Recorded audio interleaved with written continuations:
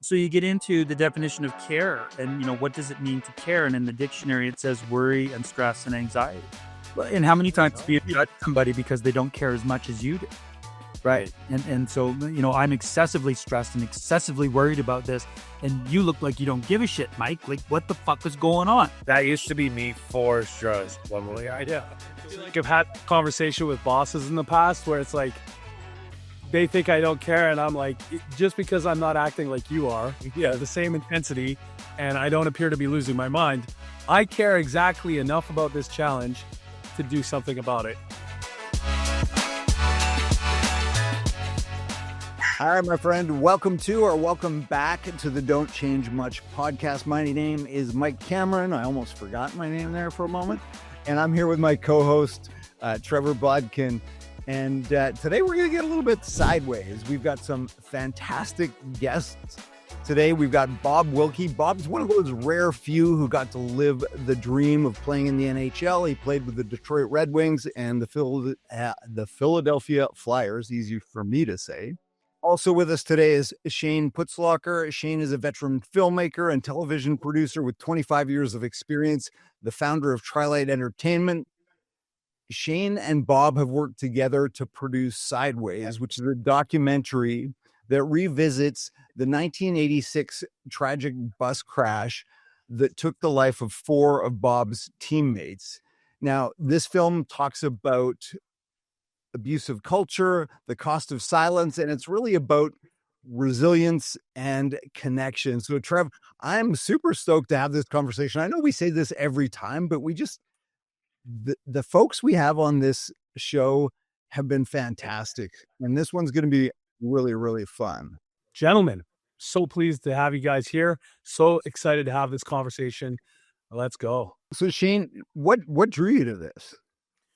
I think not enough people know about this story and about the kids and the community. They everyone's heard about Humboldt and just a tragedy, and insane tragedy, but a lot of people didn't hear about what this story was. So I'm like, what if we talked about this story? Watching Bob, being friends with Bob over the last, decade, just seeing Bob grow through his own journey, seeing I Got Mine and everything he's been doing. I came to Bob and I said, what if we do a story on you and open up and really talk about what happened in the accident and where your career went, all the trials and tribulations, all the failures, all the bullshit that you went through, all the things you fucked up in your life. And how you overcame all that stuff and where you are now, because I look up to you. And Bob trusted, and we jumped with it and went for it. And I just want to acknowledge that at the time of recording, in Canada, we have just lost 3 young hockey players in Calgary. I believe 2 from BC, 1 from Alberta, from the US. And I just want to take a moment to acknowledge that, how bus aside, history repeats itself every so often, doesn't it? And it's been an interesting week out there, honestly, Trevor.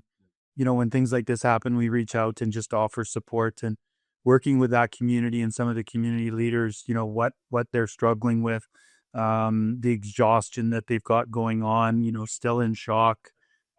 It's nice to have this experience now to be able to be a voice of reason, a voice of calm, a voice of direction, a voice that makes sense. So it's just another example of, we can learn from our mistakes and help others.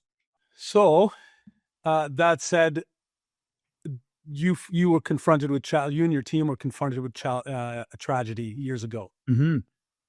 Yeah, it was, it's a typical Canadian story. It starts out like Youngblood, a bunch of guys getting together, chasing the dream, and you got a bunch of characters, and it's it's fun and it's exciting and it's chaotic. And it led to, a day, December 30th, 1986, where that's what was going on, and life, does what it does. And it threw all of our lives sideways over the embankment of Highway number 1. And none of us were ever the same after that.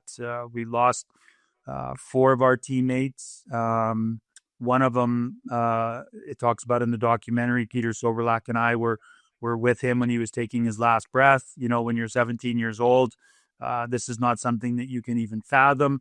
And I was a Stephen King fan but this was like any movie that I had ever seen. And so from that point on, a deep, dark spiral that was mixed with just so many different things. Like when I think about it, the successes that we had, the things that we were able to accomplish while, basically hanging on by a thread every moment of the day, developing unhealthy coping mechanisms, doubting ourselves and our future. And it was just a really interesting life that I never thought that I would be living.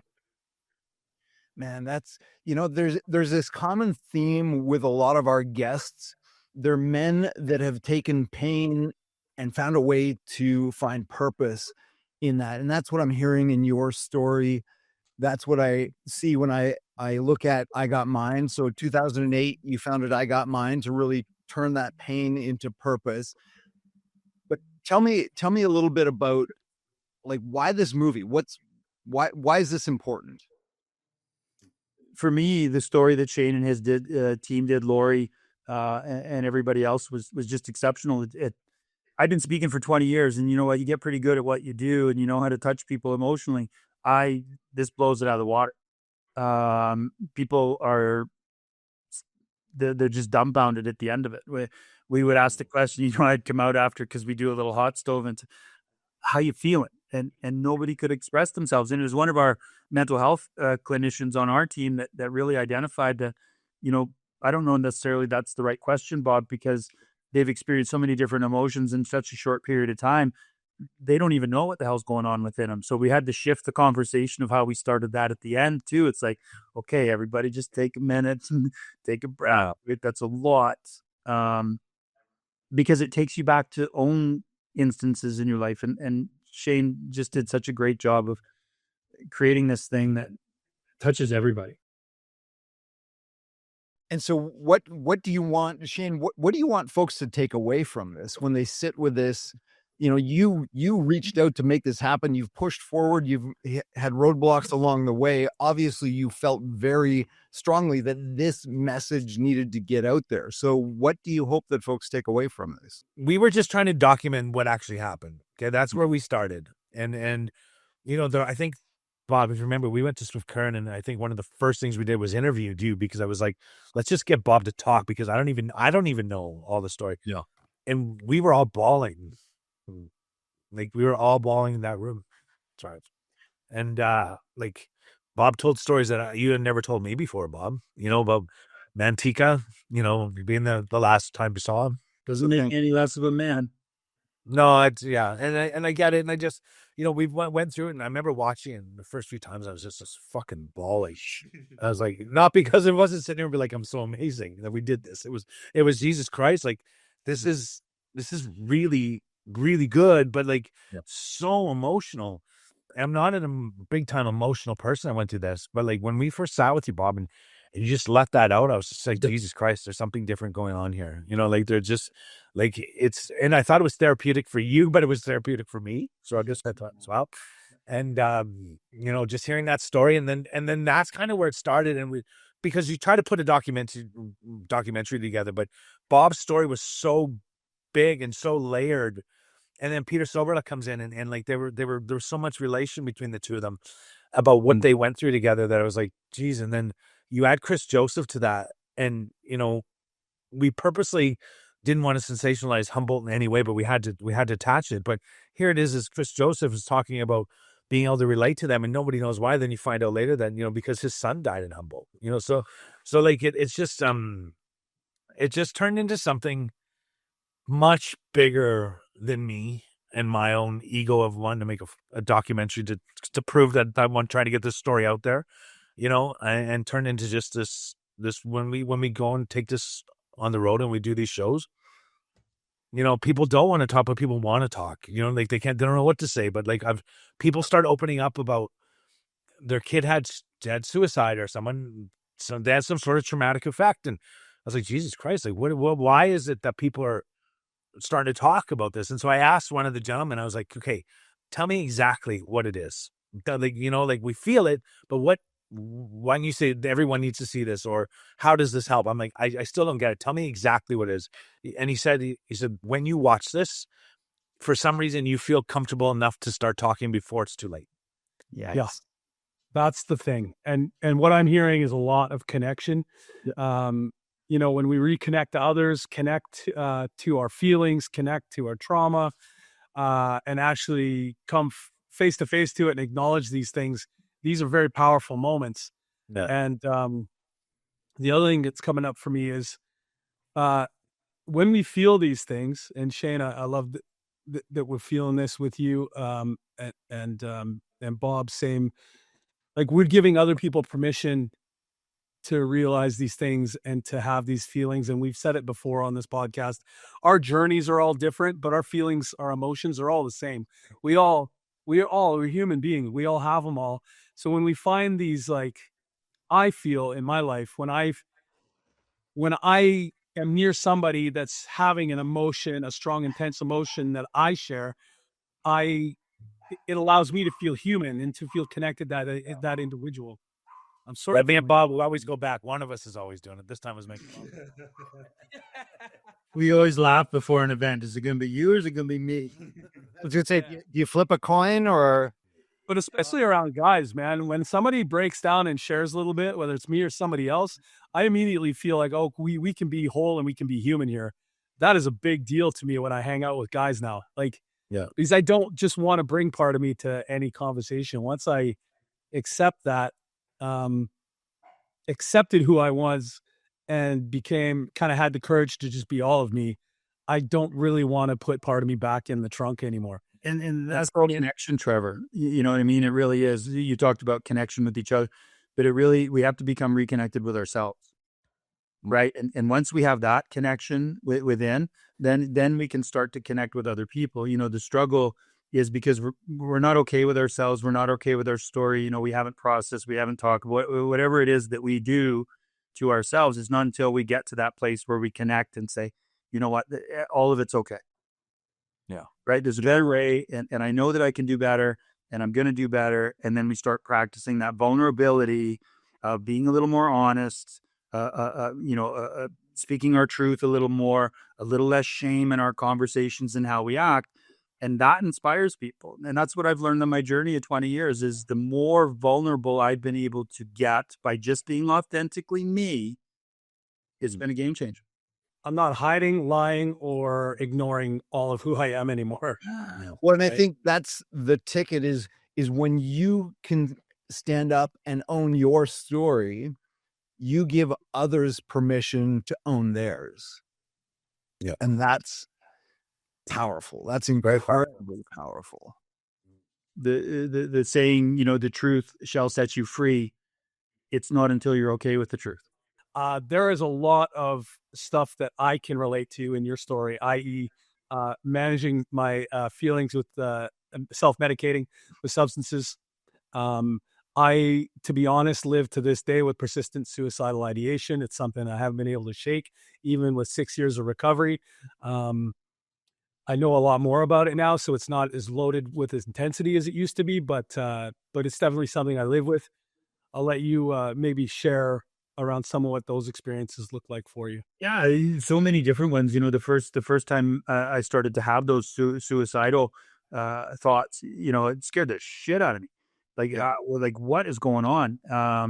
And like you, Trevor, there are instances today, when I'm not taking care of myself, I'm not getting the proper rest. You know what I mean? I'm not doing the things that keep me healthy, where I can find that those thoughts come. Now, I've learned that they're not real. They're just old garbage, but it's a kick in the ass to get going in the right direction again, right? Because that's what's going to happen.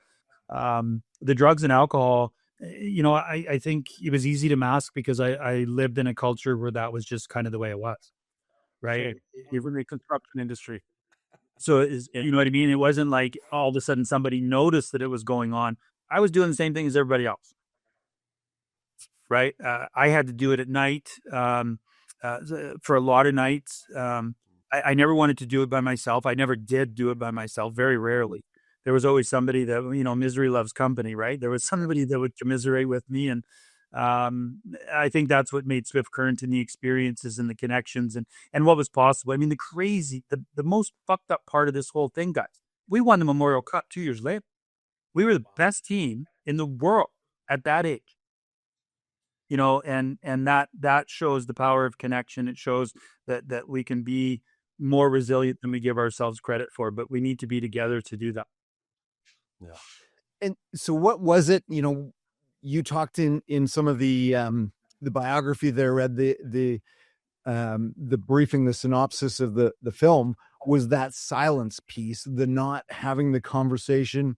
As young men, you were hit with a pretty substantial tragedy, and then you never had the opportunity to do anything with that. Talk a little bit about that. Yeah, I think, one of the things I've learned in doing what I do now and through the course of my healing is that, when you can normalize what's uncomfortable, it's no longer uncomfortable. And the unfortunate part is we didn't have anybody role modeling. We like to talk about duty of care and how important it is, because we all should be practicing that with each other, but especially in these types of environments. And we didn't have the duty of care. We didn't have the role modeling of how to do that, the importance of it. Some of it is due to, it was the 80s. Some of it was due to that there was some deep, dark shit being hidden. But we knew, silently we knew. And I think that's where men, do stay connected is, listen, Trav, Mike, I know you've been through some shit. We don't have to talk about it. We can just kind of hold space for each other.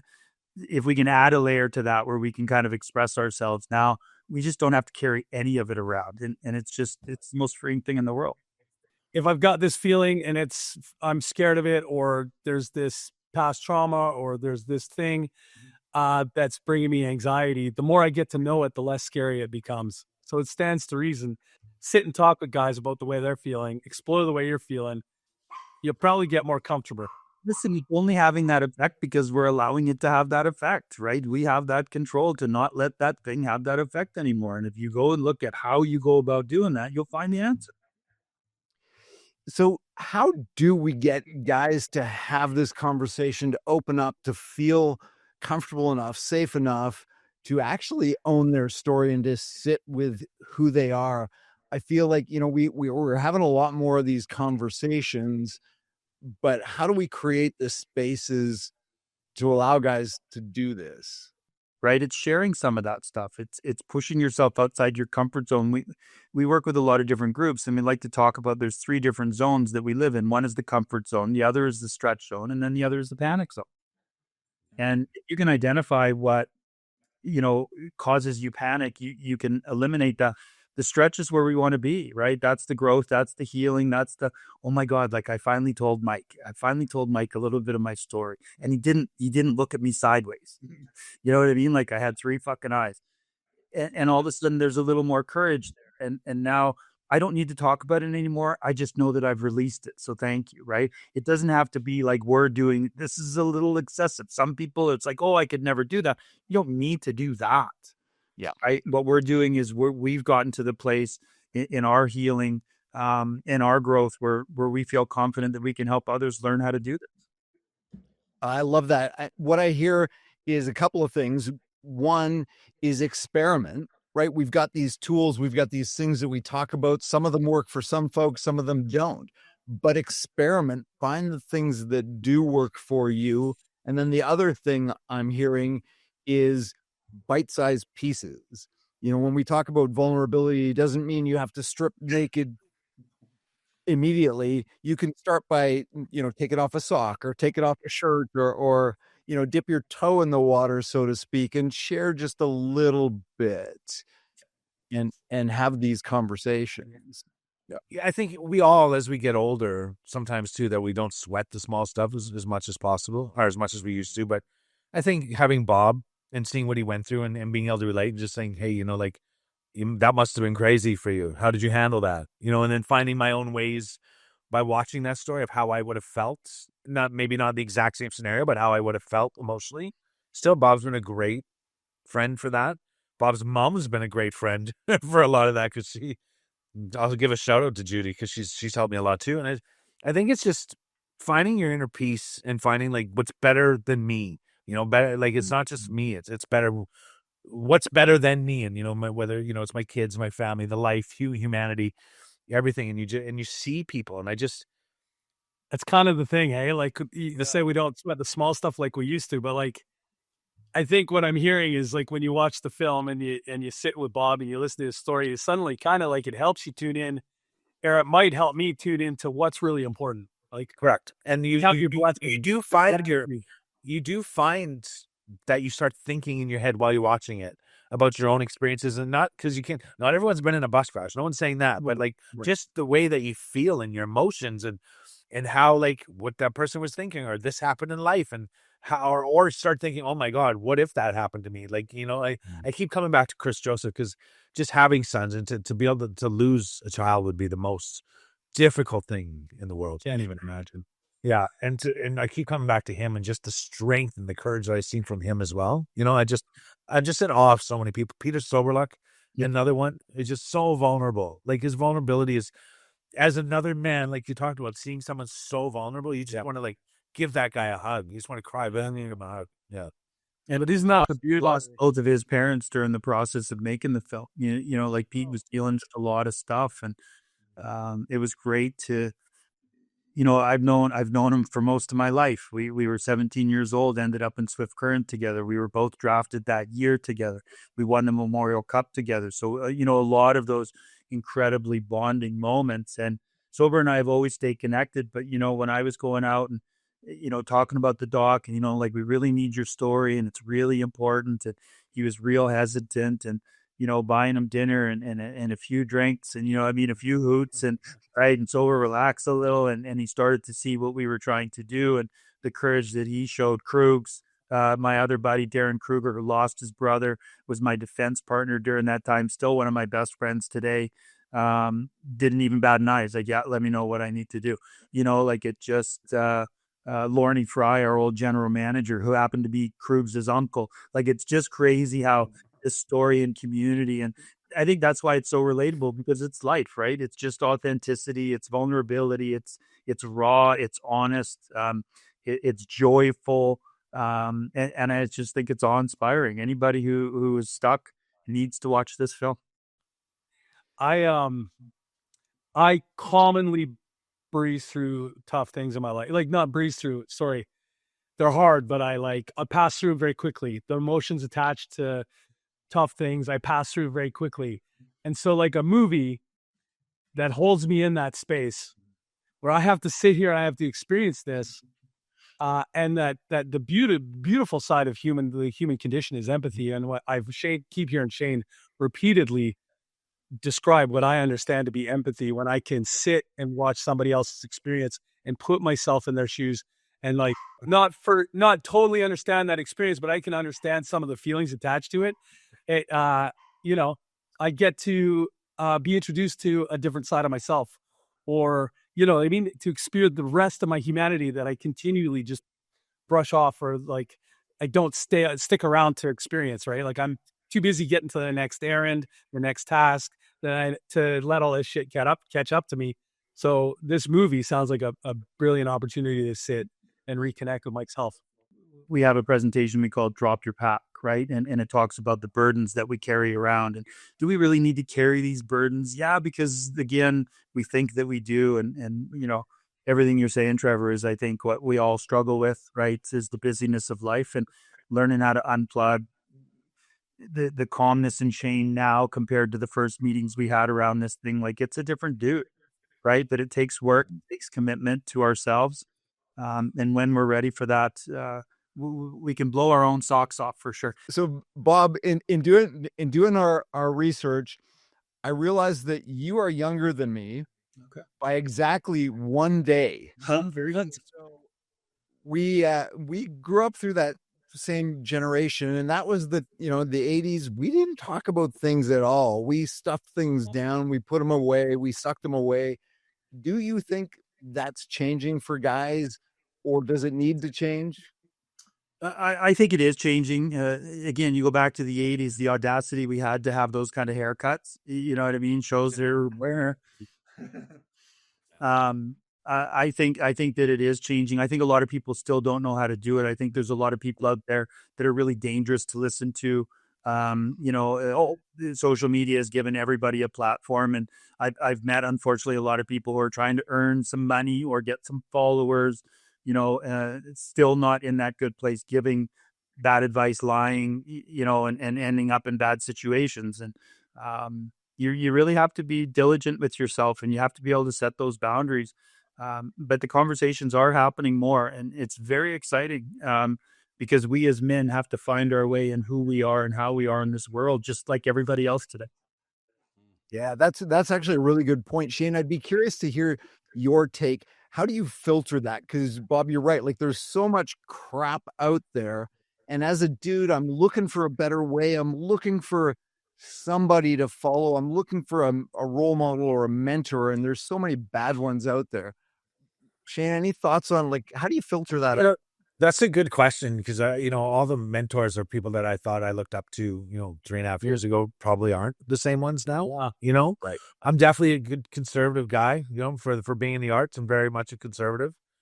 So I do follow politics a lot, but to filter out, kind of like Bob, like, I just said fuck it. I'm just like I don't even need it. Like, I live in my own little world now. You know what I mean? Like, I stopped worrying so much about what's going on. Sometimes, like, again, you have empathy and you care and you're a good human, but like, I just kind of was like, I'm doing my own thing. I didn't care. I'm in no competition with anybody. I've run my own business. I can do what I want. Like look at how hard you've worked, Shayne. And so now it's kind of like, I don't care. I don't care as much. It's really interesting. We did, what we've created through the work that we're doing is an online community. And so when we go to shows, we invite people, right? Because you're like us and you're here, come into our community. And what we do is we provide resources around all of these different things. But one of the series that we just put together, because we heard a lot of this in our community, is my parents are sick and I don't know what to do. And so we did this whole series. Sean O'Grady's our mental health clinician, and we did this whole series called Becoming a Caregiver. And one of the interesting things is I love to use definitions to provide clarity, because everybody has different interpretations. And I think in the world today, we're quite fucked up with the different interpretations we have. So you get into the definition of care and, what does it mean to care? And in the dictionary, it says worry and stress and anxiety. That's what care is, right? And so Recipe for disaster. so you wonder, like Shayne was talking about, we used to care so much that's what we were doing. And when Shayne says, I don't care, it's, he doesn't care to that degree, right? Where it's causing all of the things that it was causing for him. And so we have to be mindful when we are thinking that we need to take care of ourselves or anything like that, when we're trying to care for others, is that we don't get wrapped up in to the point where it's causing the worry, the anxiety, and the stress, right? We do care, but not to the degree where it's going to make me sick. We don't want to trade places. And how many times do you judge somebody because they don't care as much as you do? Right. And so, I'm excessively stressed and excessively worried about this. And you look like you don't give a shit, Mike. Like, what the fuck is going on? That used to be me for sure. Yeah. For sure. Like, what is wrong with you guys? Yeah. I feel like I've had that conversation with bosses in the past where it's like, they think I don't care. And I'm like, just because I'm not acting like you are, the same intensity, and I don't appear to be losing my mind, I care exactly enough about this challenge to do something about it, to find a solution. But I don't need to demonstrate publicly that I'm super losing my mind. I don't know why. Bob, you touched on, I think it was you that talked about boundaries. I think a lot of the men that I work with and that I see out there, like, that's a bit of a foreign concept for a lot of folks. So have you always been good at setting boundaries? Is that something you've learned? I grew up a people pleaser. So I had no boundaries. My boundaries were to make everybody else around me happy and proud. And you know what I mean? So it's something that I've learned, and it was extremely difficult to practice the word no. And, to say those things because it wasn't good for me and I didn't have the capacity and I can't listen to you right now. And, all those things. And so you get better at communication now, because I can't just bluntly say no, but what really helped me was not right now. Right. I would love to help you out. My first step was, but I can't do that right now. If you give me tomorrow, if you give me a couple of days, more than happy to support you with whatever you need. but right now I'm at capacity and I just can't do it. So things like that, Mike, really helped. Was and then not taking it personally was the other piece, right? Because I don't control how my message is going to. They determine how they're going to react to what I say, and I stopped making that personally. One of my mentors told me, what other people think of you is none of your fucking business, and that Exactly. hard with me because I was the only thing that mattered for so long. Those two things are great stepping stones for anybody to practice setting boundaries. Be aware of the reaction you could have and understand it's not personal, and then just start saying not right now.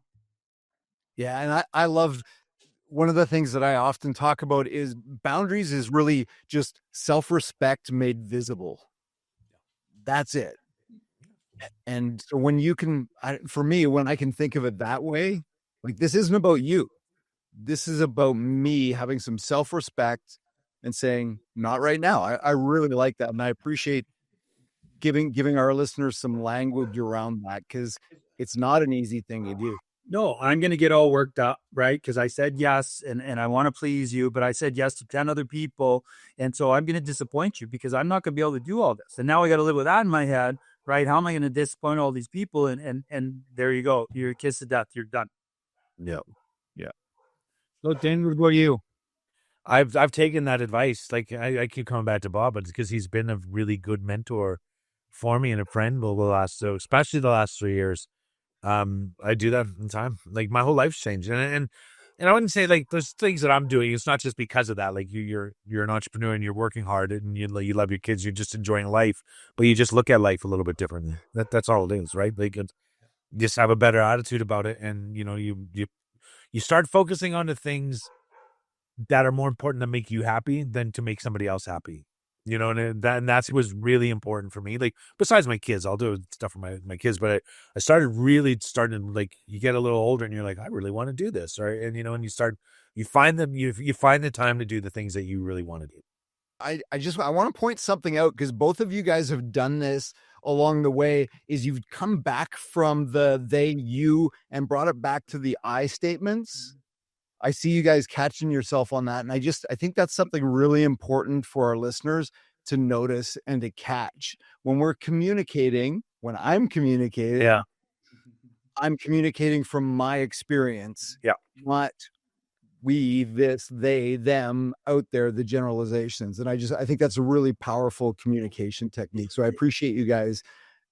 I want to touch on a little quick, Mike, if you don't mind. Just, you talked about the lens, what I mean? How do you notice? For me, now that I reflect on it and I look at it, it was how I was dressing.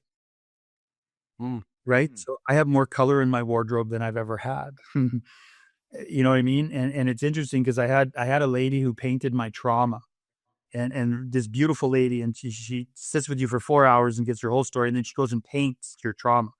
And the interesting thing is, when it came back, I was gray in the picture from head to toe. My whole entire body was gray.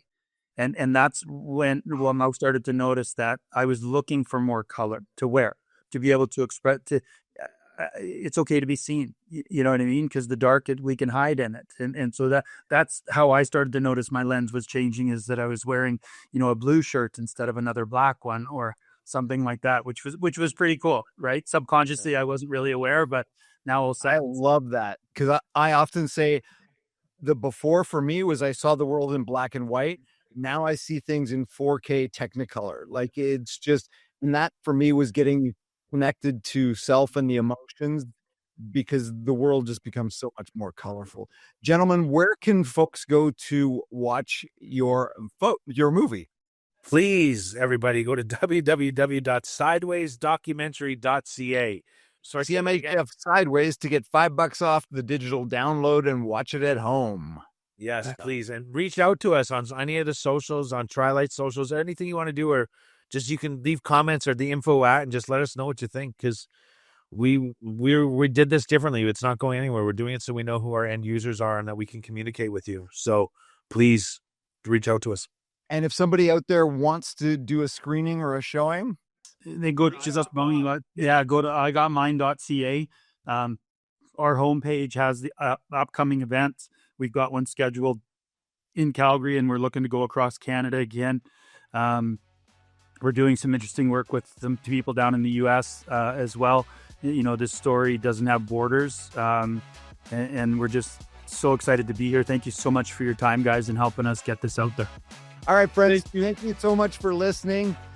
Make sure you like, subscribe, do all the things, leave us comments, send us notes, let us know what you loved about the show and what you'd like to see coming up on the show as well. Thanks so much for your time and attention. We are really grateful.